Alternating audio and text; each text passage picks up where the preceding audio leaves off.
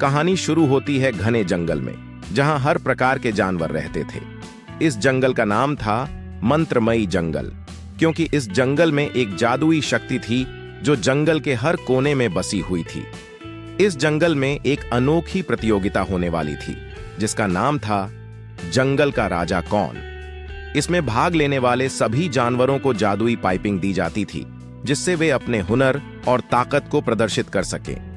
प्रतियोगिता के दिन सारे जानवर इकट्ठे हुए। वहां शेर, बाघ, हाथी, बंदर, हिरण, लोमड़ी, भालू और कई अन्य जानवर मौजूद थे। हर किसी की निगाहें उसी पर टिकी थीं जो जंगल का नया राजा बनेगा। इस प्रतियोगिता के नियम बड़े सख्त थे। हर जानवर को अपनी ताकत, बुद्धिमानी और धैर्य का परिचय देना था।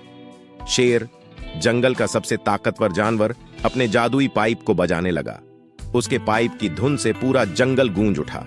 शेर ने अपनी ताकत और स्वाभिमान का प्रदर्शन किया। सब जानवर उसकी धुन से मंत्रमुग्ध हो गए। इसके बाद हाथी की बारी आई। उसने अपने पाइप से एक मधुर धुन बजाई। हाथी ने अपनी भारी भरकम शरीर को लेकर अपनी शक्ति और सहनशीलता का प्रदर्शन किया।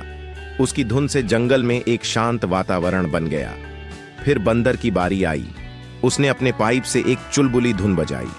बंदर ने अपने फुर्तीलेपन और चालाकी का परिचय दिया।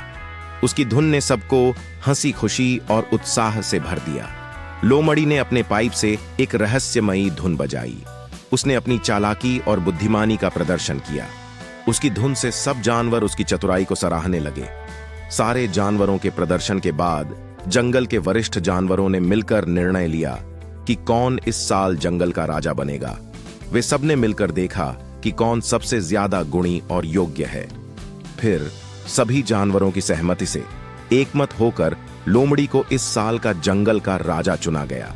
लोमड़ी की चालाकी और बुद्धिमानी ने उसे इस प्रतिस्पर्धा में विजयी बनाया। सारे जानवरों ने मिलकर नए राजा का स्वागत किया और जंगल में खुशी का माहौल बन गया। इस तरह मंत्रमयी जंगल में जंगल का राजा कौन प्रतियोगिता समाप्त हुई। यह कहानी हमें सिखाती है कि बुद्धिमानी, चालाकी और धैर्य ही सच्चे नेता के गुण होते हैं। हर जानवर ने इस प्रतियोगिता में भाग लेकर अपनी प्रतिभा और क्षमता का प्रदर्शन किया, लेकिन अंत में वही जीतता है जो सबसे ज्यादा योग्य होता है।